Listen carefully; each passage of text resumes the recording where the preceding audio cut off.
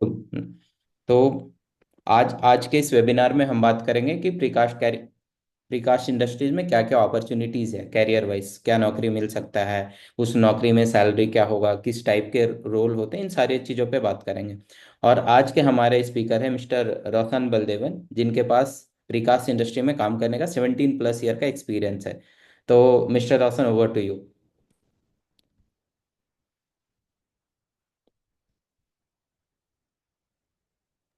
Hello guys, how are you. मैं English में करूँगा, मेरी हिंदी बहुत वीक है। जस्ट बीच रोशन, बीच one suggestion, let's do mix करके करते हैं, क्योंकि मिक्स बहुत करके सारे करते लोग हैं। ठीक है, कंफर्टेबल ठीक। नहीं होंगे ठीक है, इंग्लिश में, so it will make not much sense. ठीक है। ठीक है, मैं ट्राई करता हूँ। अगर कुछ गलती होगी तो माफ़ कर देना। ठीक है, यहाँ पे आपको स्लाइड दिख रहा है? जस्ट हाँ, अभी दिख रहा है आपका स्लाइड। ओके, तो पहले मैं अपने आप को इंट्रोड्यूस करता हूँ। मेरा नाम रोशन बलदेवन है। मैं पिछले 17 साल से प्रीकास्ट इंडस्ट्री में काम कर रहा हूँ। मैं पहले यूके में पोस्ट ग्रेजुएशन करके वहाँ पे काम किया, लंदन में। उसके बाद मैं ओमान गया। ओमान में थोड़ी देर के बाद मैं अबू धाबी के बाद कतर। कतर में मैंने जो वर्ल्ड कप स्टेडियम्स है फीफा वर्ल्ड कप के लिए, 4 स्टेडियम मेरे कंपनी ने बनाए थे। और मैं उस कंपनी का डिवीजन मैनेजर था, प्रीकास्ट डिवीजन का। टनलिंग सिस्टम भी हमने की दोहा सिटी का। उसके बाद मैं बहरीन गया। बहरीन में मैं यूएचपीसी फैक्ट्री शुरू किया, वहाँ पे 3D कंक्रीट प्रिंटिंग रोबोटिक्स के साथ काम किया। और प्रीकास्ट में भी काम किया था वहाँ पे। तो ये मेरा इंट्रोडक्शन है। तो हम जाते हैं अभी प्रीकास्ट के बारे में समझते हैं। तो प्रीकास्ट क्या होता है? तो मैं इंग्लिश में बताता हूँ। It is a concrete product produced by casting concrete in a reusable mould or form in a controlled environment of manufacturing plant and transported to the construction site, lifted and erected for its intended use. अभी इसका मतलब हुआ कि आप जैसे form work करते हैं site पे, वही फॉर्म वर्क आप फैक्ट्री में करते हो। और वो फॉर्म वर्क जो है वो रीयूजेबल है। मतलब आप अगर पिक्चर में देखेंगे, अभी ये वॉल यहाँ पे आपको अगर दिख रहा है, ये वाला वॉल, तो ये सब टिपिकल वॉल्स रहेंगे और एक ही मोल्ड और फॉर्म से आप 3 4 बार 100 बार कास्टिंग कर सकते हैं। तो मतलब वहाँ पे फॉर्म वर्क का काम बच गया और इसको फैक्ट्री के अंदर किया जाता है, मैन्युफैक्चरिंग मतलब कास्टिंग किया जाता है। तो अगर बारिश हो या कुछ भी हो, इसको कोई इफेक्ट नहीं पड़ता, मतलब क्वालिटी भी हाई होती है इसकी। तो आपको मैं समझाता हूँ फ्यूचर स्लाइड्स में क्या होता है। तो पहले हिस्ट्री बता देता हूँ मैं। History of precast is from the Roman era. तो अब अगर रोम गए हो तो वहाँ पे इस तरीके का स्ट्रक्चर है, जो ये स्ट्रक्चर को भी प्रीकास्ट किया गया था। और उस ज़माने में तो ये कंक्रीट नहीं होती थी, तो वो लोग वोल्केनिक ऐश को मिक्स करके मड के साथ सीमेंट बनाया था। वहीं से सीमेंट का भी इन्वेंशन हुआ था। तो उसका ऐसे सेगमेंट्स बना के वो लोग फिक्स करके पानी नदी से सिटी तक लेके आते थे। और mister engineer John Alexander Brodie वो मॉडर्न प्रीकास्ट के इन्वेंटर या डिस्कवरर बताए जाते हैं। उन्होंने मॉडर्न आर्किटेक्चरल डिज़ाइन में पहली बार इन्होंने यूज़ किया था लिवरपूल में। तो प्रीकास्ट मतलब बहुत पुरानी सिस्टम है। उसको अभी मॉडर्न टेक्निक्स में यूज़ किया जा रहा है। पिछले पिछले 20 25 साल से अभी अमेरिका, यूरोप, मिडल ईस्ट में सिर्फ प्रीकास्ट कंक्रीट यूज़ किया जाता है। और ट्रेडिशनल कंस्ट्रक्शन जो हम यहाँ पे करते हैं इंडिया में, बहुत कम यूज़ किया जाता है। अगर मतलब बजट का कंस्ट्रेंट हो तभी किया जाता है, वरना अगर उनको क्वालिटी प्रोडक्ट चाहिए तो प्रीकास्ट में ही करते हैं ज़्यादातर, या पोस्ट टेंशन करते हैं। अभी आप देखेंगे यहाँ पे ये वाला बिल्डिंग प्रीकास्ट किया हुआ है। तो मैं आपको पहले एक केस स्टडी दिखाता हूँ, इसको कैसे किया गया था। तो पहले फाउंडेशन किया जाता है, राफ्ट फाउंडेशन। राफ्ट फाउंडेशन के ऊपर ये सारे वॉल्स आते हैं यहाँ पे, ऐसे। एक मिनट।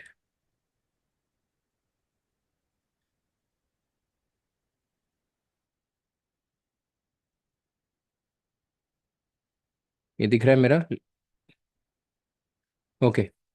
तो ये सारे वॉल्स ऐसे डिलीवर किए जाते हैं। और एक एक करके क्रेन इसको इरेक्ट करते जाता है। अब यहाँ पे ब्यूटी ये है कि ये सारे पैनल्स टिपिकल हैं। तो ये स्पेसिफिकली डिज़ाइन किया गया है कि ताकि you have the most optimum design and cost saving. तो ये एक छोटी फैक्ट्री में भी बन सकता है। मतलब अगर आपके पास एक 200 बाई 200 या 100 बाई 100 स्पेस है, तो वहाँ पे आप 3 4 बिल्डिंग ऐसे आराम से कर सकते हो। एक दिन में एक फ्लोर कास्टिंग हो सकता है। और ये पूरा जो आप देख रहे हो यहाँ पे, ये 3 क्रेन एक ही दिन में कंप्लीट किया इसको। और ये जो बिल्डिंग मैंने बोला था ये वाला, ऐसे 55 बिल्डिंग्स थे वहाँ पे। और ये सारे बिल्डिंग्स 6 मंथ्स में कंप्लीटेड। मतलब क्लाइंट को चाहिए था 6 मंथ्स में। अभी आप देखेंगे इसको कैसे किया था। तो आप देखेंगे कि यहाँ पे पैनल्स को लेके आते हैं। उसके बाद जब ग्राउंड फ्लोर का पैनल सारा इंस्टॉलेशन हो जाता है, उसके बाद फॉलो कोर को लगाया जाता है। उसके बाद सेकंड फ्लोर इंस्टॉलेशन होता है। तब तक ऑलरेडी फैक्ट्री में जो भी प्रोडक्शन हुआ है वो साइड पे आके ऐसे स्टैकिंग करते हैं वहाँ पे। भी हॉलो कोर ऐसे बनता है। ये जो रीबार है इसको बेंड करके इस तरफ लेके जाते हैं। और उसके बाद 60 mm का स्क्रीड किया जाता है। और जो आप नॉर्मल वाटर प्रूफिंग करते हो ट्रेडिशनल में, वही वाटर प्रूफिंग यहाँ पे भी एप्लीकेबल है। रोशन, वन क्वेश्चन है। सो हमें कैसे मूव करना चाहिए इन केस किसी को कोई डाउट होता है इससे रिलेटेड जो भी आप डिस्कस कर रहे हैं, तो वो बीच में पूछ सकते हैं या फिर हम लास्ट में एड्रेस करें? आप कैसे मैं कंफर्ट? प्रेफर करता हूँ कि वो सारे क्वेश्चंस लिख के ले, और बाद में लास्ट में सारे क्वेश्चंस को हम अटेंड करेंगे। ठीक है यार, तो जो लोग भी देख रहे हो, आप लोग कोई डाउट हो, कोई भी एलिमेंट्स या कोई भी इस पूरे पीपीटी से रिलेटेड, तो क्वेश्चन लिख लेना, और रसन आपको लास्ट में उसका आंसर करेंगे। ठीक है। तो ये हॉलो कोर स्लैब्स हुआ। और अगर क्वेश्चन में हमको वापस पीपीटी पे जाना है वो भी कर सकते हैं। तो लास्ट में ये कोई ये नहीं है कि वापस जाके आप बोलेंगे स्लाइड नंबर जो भी है वहाँ पे भी जा सकते हैं। तो अभी फॉर एग्जांपल यहाँ पे जैसे रीबार को ऐसे दिया था, इसको बेंड करके उसके ऊपर स्क्रीडिंग करके, क्योंकि लोग पूछते हैं कि ये गैप्स का क्या होगा। तो वही आप उस पर ग्राउटिंग करेंगे, स्क्रीड करेंगे, और नॉर्मल वाटर प्रूफिंग करेंगे आप। तो ऐसे इंस्टॉलेशन होता है। अभी आप देखेंगे यहाँ पे थोड़ा बहुत कम शटरिंग लगता है, यहाँ पे शटरिंग है। और जो ग्राउट किया जाता है पूरा यहाँ पे ग्राउटिंग आ जाता है कंक्रीट साइड में, और ये गैप सारे फिल हो जाते हैं। अब ये थर्ड फ्लोर इंस्टॉलेशन हो रहा है। ये डबल सिस्टम्स है, इसको कहते हैं डबल। ये जो है रीबार स्टार्टर बार, यहाँ से ये पैनल में होल्स होते हैं। वो होल के अंदर इस पैनल को मतलब वो रीबार को डाला जाता है। और उसके अंदर ग्राउट होल्स होते हैं, तो ग्राउट होल के माध्यम से वो उसको फिक्स किया जाता है वहाँ तक। जब तक वो ग्राउट क्योर नहीं होता, आपको थोड़ा मतलब 12 13 घंटे तक प्रॉपिंग लगाना पड़ेगा। ये जो प्रॉप्स यहाँ पे पड़े हैं उसी के लिए है। आपको ये यहाँ पे अब प्लास्टरिंग की भी ज़रूरत नहीं है, आप डायरेक्ट पेंटिंग कर सकते हो, पुट्टी की भी ज़रूरत नहीं है। अगर आप चाहे तो ये कंक्रीट पैनल को आप पिगमेंट भी कर सकते हो कलर के साथ। तो अब पेंटिंग की भी ज़रूरत नहीं है। वो उसका भी एग्जांपल मैं बताता हूँ। यहाँ पे बहुत टाइम सेविंग हो जाता है, क्योंकि इस पैनल में एमईपी का फर्स्ट फिक्स ऑलरेडी किया हुआ है फैक्ट्री में डिज़ाइन के हिसाब से। पाइप्स, कॉन्ड्यूट्स, इलेक्ट्रिकल बॉक्स सारे फैक्ट्री में अलग किए आ जाते हैं। यहाँ पे एमईपी कॉन्ट्रैक्टर को सिर्फ सेकंड फिक्स करना है, केबल पुलिंग और सेकंड फिक्स और पेंटिंग, डायरेक्ट पेंटिंग।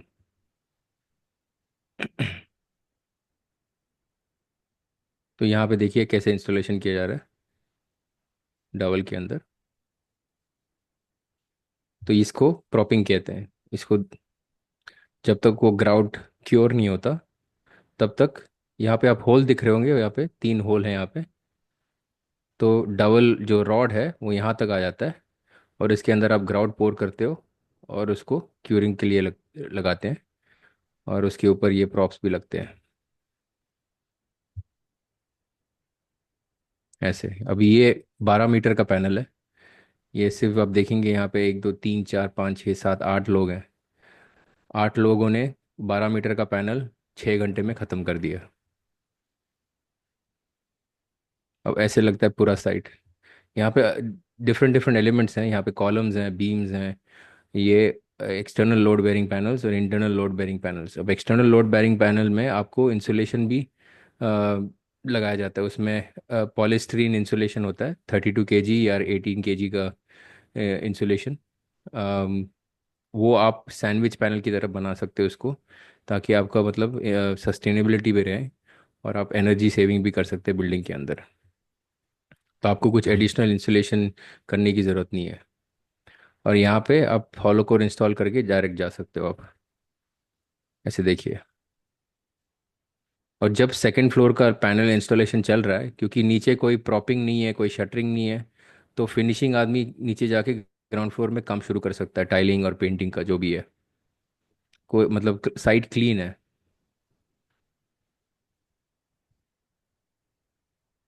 और पैनल के ऊपर आप फीचर्स भी लगा सकते हो, ऐसे रिसेस, पैरापेट। आप देखिए यहाँ पे स्पेशल डिज़ाइन है। तो ये सब हो सकता है प्रीकास्ट में। आपको साइट पे कुछ करने की ज़रूरत नहीं है। तो यहाँ पे देखिए, ये साइट अभी पीक कंस्ट्रक्शन में चल रहा है। बहुत कम लोग हैं। वो 55 बिल्डिंग ख़त्म करने के लिए बहुत कम आदमियों की ज़रूरत है। अब आराम से कर सकते हो फिनिश।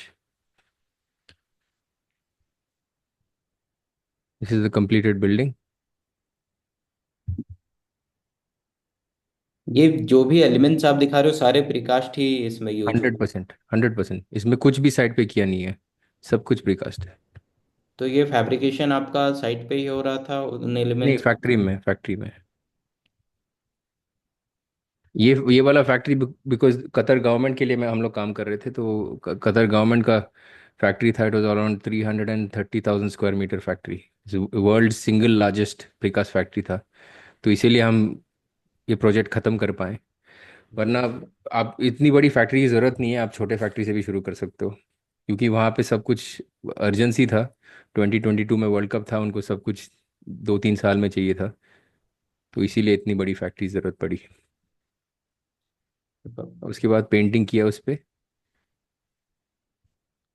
मुझे एक्चुअली ये अच्छा लगता है। मुझे इससे नॉर्मल ग्रे फिनिश अच्छा लगता है, लेकिन ये client, it's up to the client. जैसे मैंने पहले बोला था, आप पैनल को पिगमेंट भी कर सकते हो। वाइट सीमेंट यूज़ करके थोड़ा पिगमेंट लगा के, वो उसका भी एक सैंपल दिखाता हूँ मैं।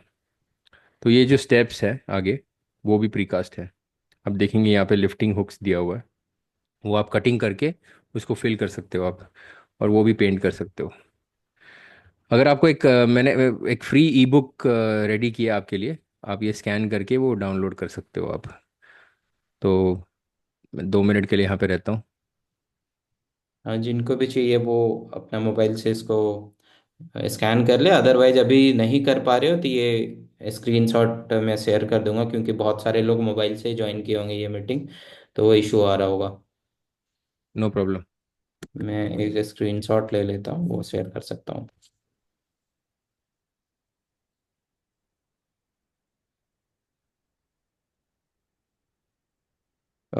किसी को मतलब ई बुक से रिलेटेड अभी कुछ इशू इशू आ रहा है तो अनम्यूट करके आप क्वेश्चन पूछ सकते हैं। अदरवाइज कमेंट पे लिख दें, हम आगे बढ़ सकते हैं। Will move to next section.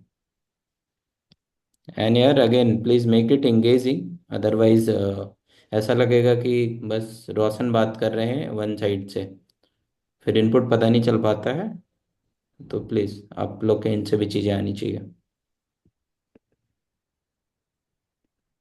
तो मैं थोड़े एग्जांपल्स बताता हूँ प्रीकास्ट इंडिया में स्पेसिफिकली। ये महाराष्ट्र पुलिस हाउसिंग प्रोजेक्ट है। यहाँ पे क्या, पूरा 100% प्रीकास्ट था, 1 फ्लोर पर डे। यहाँ पे ये वाला रिकॉर्ड हो गया था। बीई बिलोमोरिया बोल के एक कंपनी है बॉम्बे में। उन्होंने ये प्रोजेक्ट को किया था। और उन्होंने एलिमेटिक मशीन्स के साथ इसको बहुत बहुत तेज़ी से कंप्लीट किया और हाई क्वालिटी के साथ। जनरली गवर्नमेंट प्रोजेक्ट्स में बोलते हैं कि क्वालिटी बहुत कम होता है।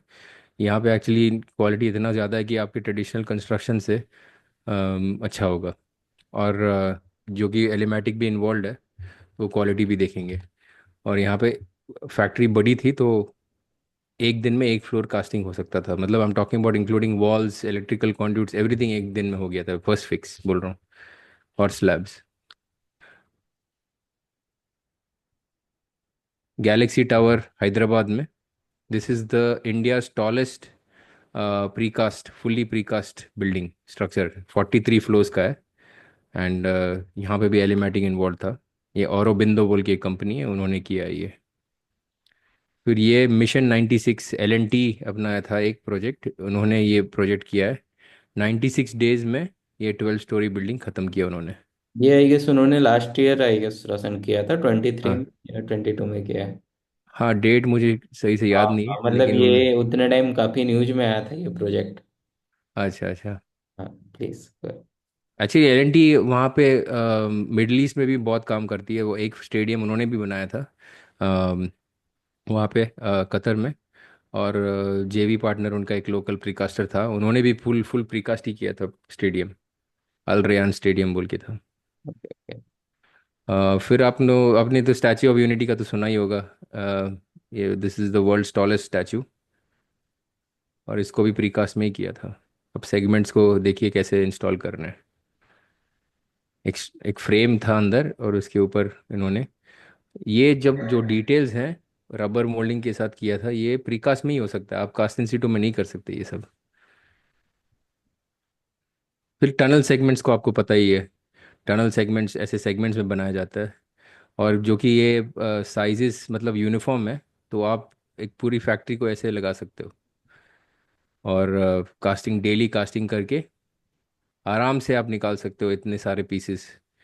अगर आपका for example 10 kilometre 5 kilometre long tunnel है, तो आपको एक फैक्ट्री से मतलब बहुत जल्दी ख़त्म हो जाएगा। और उसको ऐसे ट्रांसपोर्ट किया जाता है। और आप देखिए यहाँ पे कैसे फिक्स किया हुआ है, 1 2 एंड 3। तो ये साइड में पूरा टिपिकल है, ये साइड पूरा टिपिकल है, और ये साइड पूरा टिपिकल है। तीन एक्चुअली आपको तीन ही मोल्ड चाहिए, तो अगर आप जितनी जल्दी आपको प्रोजेक्ट ख़त्म करनी है उतना ज़्यादा आपको मोल्ड चाहिए होगा। अब ये बता रहा था मैं पिगमेंटेड, अब जो देख रहे हैं अभी ये पिगमेंटेड कंक्रीट है। This is not painted. तो यहाँ पे वाइट सीमेंट यूज़ किया जाता है, और जो भी आपको पिगमेंट पिगमेंट चाहिए उसमें डाल के आप फसाड जैसे बना सकते हो। इसको क्लैडिंग कहते हैं। ये आप जो पहले मैंने दिखाया था लोड बेरिंग वॉल, उसमें भी आप कर सकते हो। लेकिन अगर एक पुरानी बिल्डिंग है और आपको उसको क्लैड करना है, तो आप ऐसे सेगमेंट्स यूज़ करके आप क्लैडिंग भी कर सकते हो। ये आजकल सब लोग एल्यूमिनियम यूज़ करते हैं, तो सारे बिल्डिंग्स एक ही तरह दिखते हैं। इससे थोड़ा मतलब यूनिकनेस आ जाता है, एक स्टोन फिनिश आ जाता है।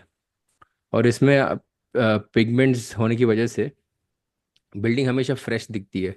तो अगर फॉर एग्जांपल इरोजन हो जाता है टॉप लेयर का, तो अंदर ऑलरेडी फ्रेश पिगमेंट है ऑलरेडी, तो building will start looking fresh again. आपको अगर बिल्डिंग साफ करना है एक जेट वॉश से, आप पूरा मतलब बिल्डिंग को you can make it look very new.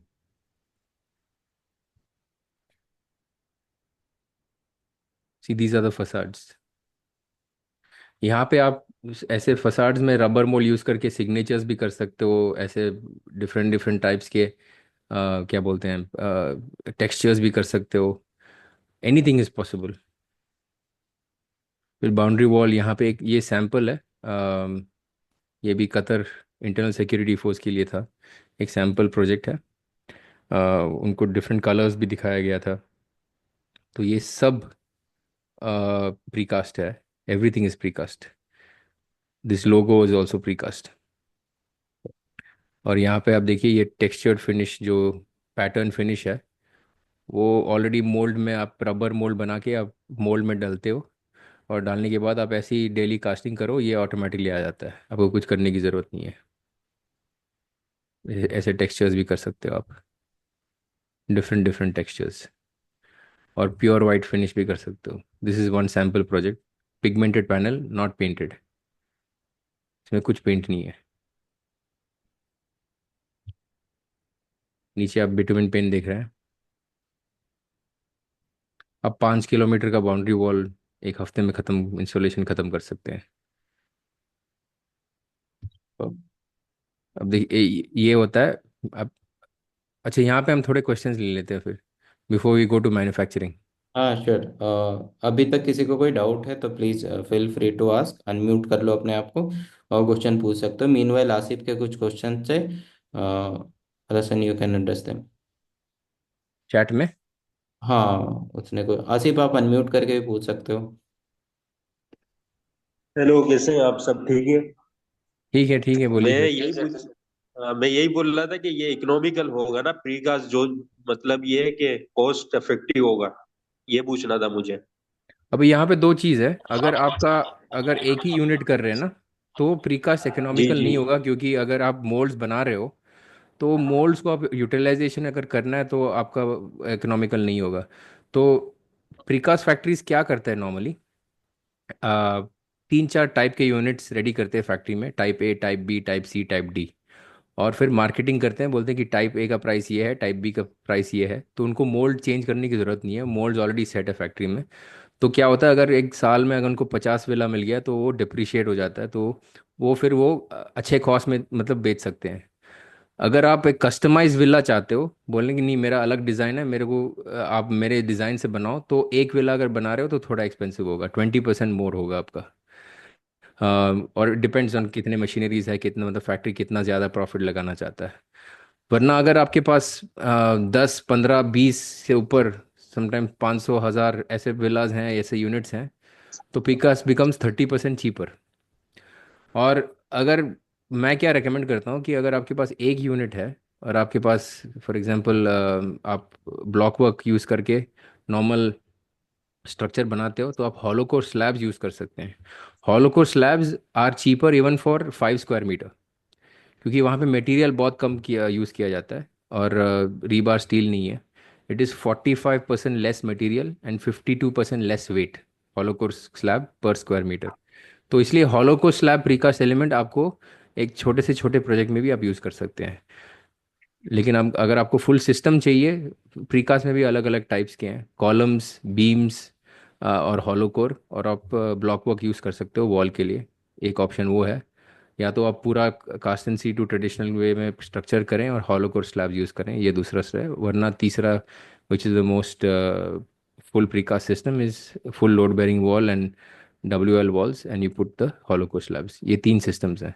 यहाँ पे मोस्ट इकोनॉमिकल एक यूनिट के लिए होगा कि आप स्ट्रक्चर ट्रेडिशनल में करें और स्लैब्स, हॉलोकोर स्लैब्स यूज़ करें precast. Okay, thank you, thank you. किसी का कोई और क्वेश्चन अभी तक, कोई doubt, please feel free to ask. Unmute करें पूछो, otherwise will move ahead to next section.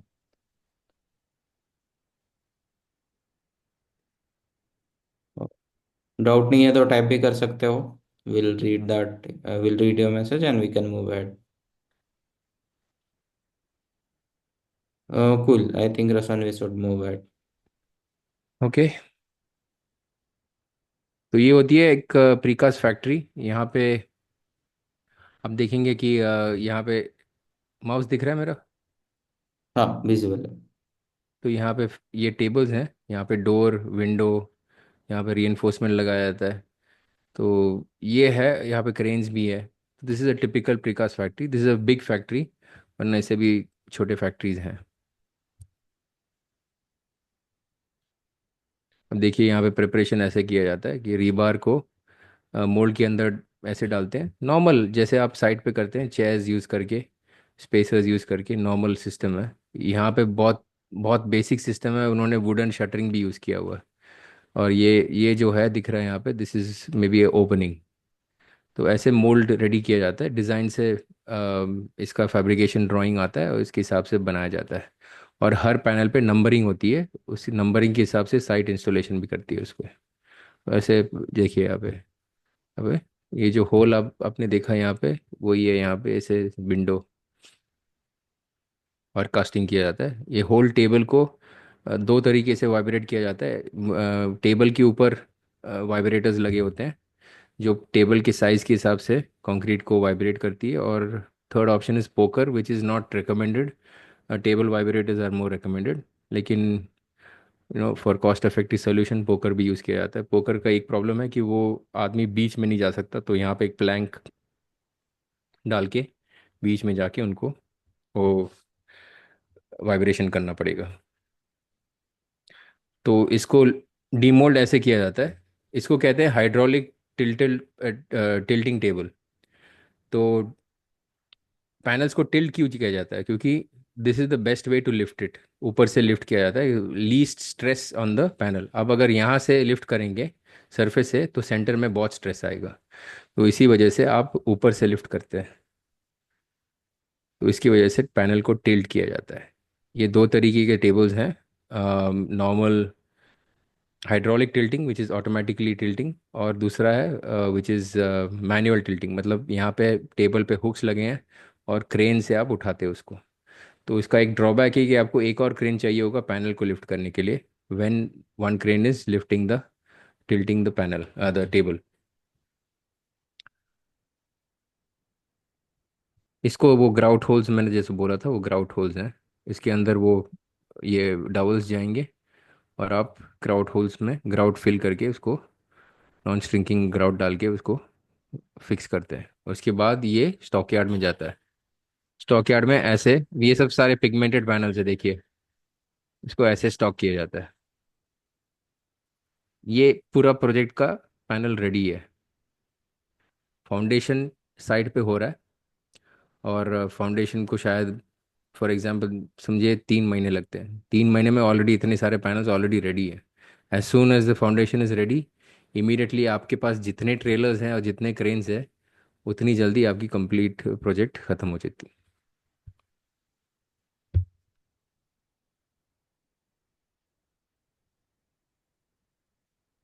Right side में ग्रे पैनल्स है, लेफ्ट साइड में पिगमेंटेड पैनल है। यहाँ पे पेंटिंग की भी ज़रूरत नहीं है, यहाँ पे आप पेंट कर सकते हो, आप फीचर्स भी लगा सकते हो इस पे। अब हम डिस्कस करें करियर अपॉर्चुनिटीज़ इन प्रीकास्ट। क्या क्या पोजीशंस हैं प्रीकास्ट में, और आप कैसे आपके मतलब करियर को डिज़ाइन कर सकते हो आप। तो पहले सेल्स एंड एस्टिमेशन डिपार्टमेंट, फिर है डिज़ाइन एंड ड्राफ्टिंग, फिर planning, production team, QA QC and site installation team. यहाँ पे ऑफ कोर्स ये बहुत बेसिक्स मैं बता रहा हूँ, इससे ज़्यादा पोजीशंस भी हैं क्योंकि it depends on the size of the factory. यहाँ पे ये जो टीम है, मिनिमम टीम हर कंपनी को चाहिए। तो आप अगर बिगिनिंग स्टेज ऑफ कंस्ट्रक्शन में हो या इंजीनियरिंग कर रहे हो, तो आप अभी से डिसाइड कर सकते हो आपको क्या करना है। मैं एक ब्रीफ देता हूँ कि सारे पोजीशंस क्या करते हैं।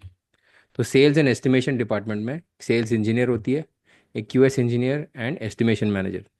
सेल्स इंजीनियर का काम यही है कि आप क्लाइंट के पास जाएंगे, ड्राइंग को आप मतलब स्टडी करेंगे और ये देखेंगे कि अगर वो drawing architectural drawing can be converted to precast concrete और नो। अगर आपका बेसिक आइडिया है कि ये प्रीकास्ट में कन्वर्ट हो सकता है, तो आप क्या करोगे, ये QS इंजीनियर और एस्टिमेशन मैनेजर से बात करके आप कंफर्मेशन लोगे कि ये प्रोजेक्ट कन्वर्ट हो सकता है। अगर कन्वर्ट हो सकता है तो एस्टिमेशन प्रोजेक्ट शुरू होता है, मतलब एस्टिमेशन प्रोसेस शुरू होता है। और QS इंजीनियर क्या करता है कि डिज़ाइन डिपार्टमेंट के साथ कोऑर्डिनेट करके उस बिल्डिंग को प्रीकास्ट में कन्वर्ट करते हैं। मतलब बेसिक डिज़ाइन करते हैं कि पैनल कितने में कटेगा, कितने में बढ़ेगा, क्या थिकनेस होगा, कितने स्लैब्स होंगे, स्लैब्स के थिकनेस क्या होंगे, ये सब डिस्कशन होने के बाद QS इंजीनियर क्वांटिटी लेके और एस्टिमेशन प्रोसेस जो नॉर्मल ट्रेडिशनल कंस्ट्रक्शन में होता है वही प्रोसेस यहाँ पे भी फॉलो किया जाता है। यहाँ पे सिर्फ सिस्टम थोड़ा अलग है क्योंकि यहाँ पे इतने सारे ब्लॉक वर्क ये सब देख फॉर्म वर्क ये सब कैलकुलेट करने की ज़रूरत नहीं है। It's already set in the factory, you know the cost, running cost of a factory, you know the running cost of making mould, वो सब लगाया जाता है। And you then have to price the project. Pricing होने के बाद क्या होता है, वंस द क्लाइंट कंफर्म्स ठीक है I will convert this to precast, no problem, please move ahead. उसके बाद sales engineer will make it a job and send it to the design department. All the departments will be installed, but first work is of the design department, जहाँ पे engineers और draughtsman drawings पे काम करेंगे। पहले क्या होता है, कैलकुलेशंस रेडी किए जाते हैं और general arrangement drawing for approval.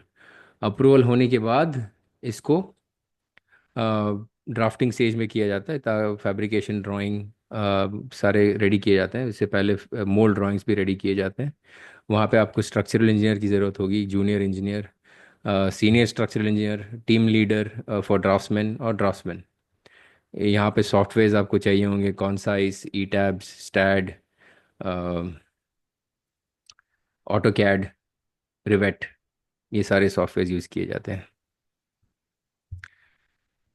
फिर क्या आता है, प्रोजेक्ट प्लानिंग। दो तरीके की प्लानिंग है। प्रोजेक्ट प्लानिंग जो प्रोजेक्ट पूरा प्लान करता है, और प्रोजेक्ट प्लानिंग के हिसाब से प्रोडक्शन प्लानर प्रोडक्शन प्लान करता है।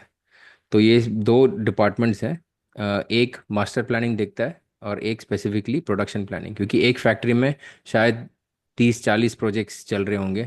तो प्रोडक्शन प्लानर को ये प्लान करना पड़ेगा कि साइट को किस टाइम पे एक पैनल की ज़रूरत होगी, उसके हिसाब से वो लोग प्लान करते हैं।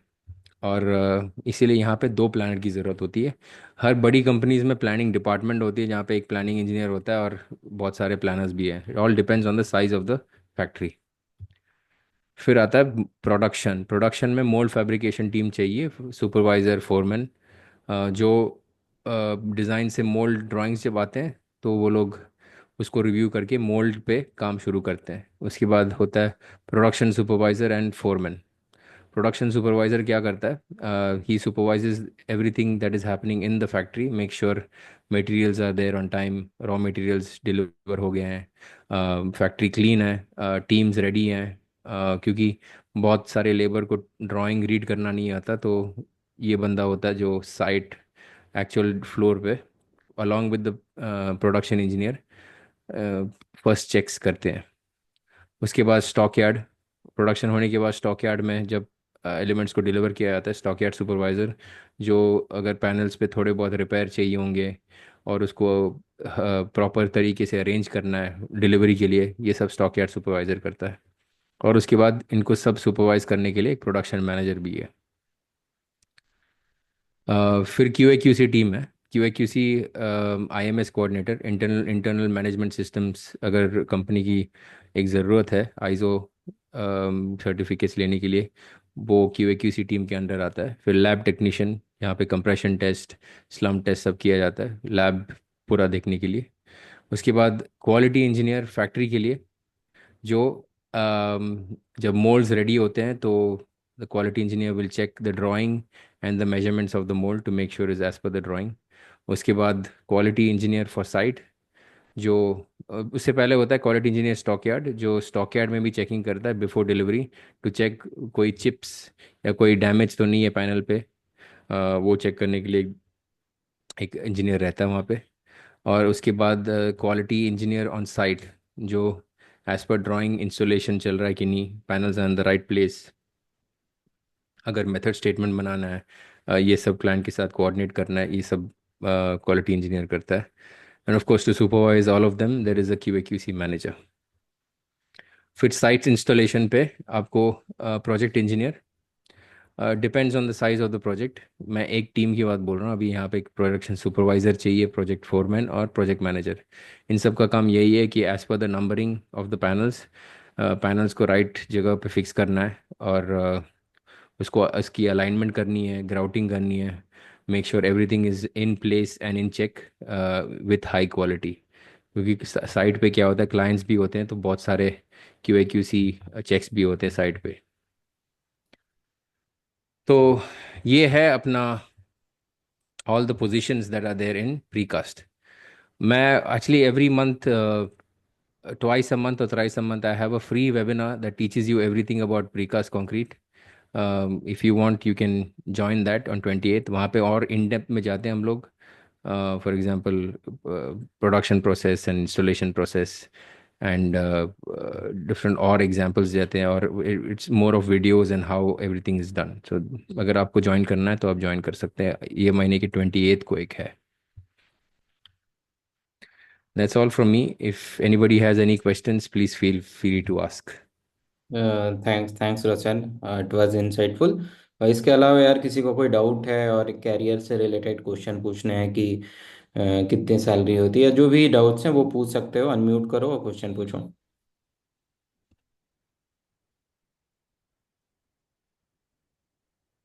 Asif, anything from your side?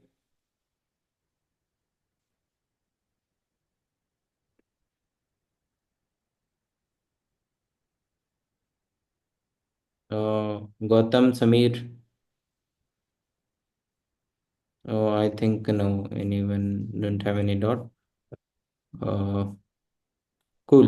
Means they don't have any questions, Rasan. It seems good to them. No problem. Thank you very much, guys. Oh, thanks all for joining this. No problem at all. Okay, bye bye. Bye bye.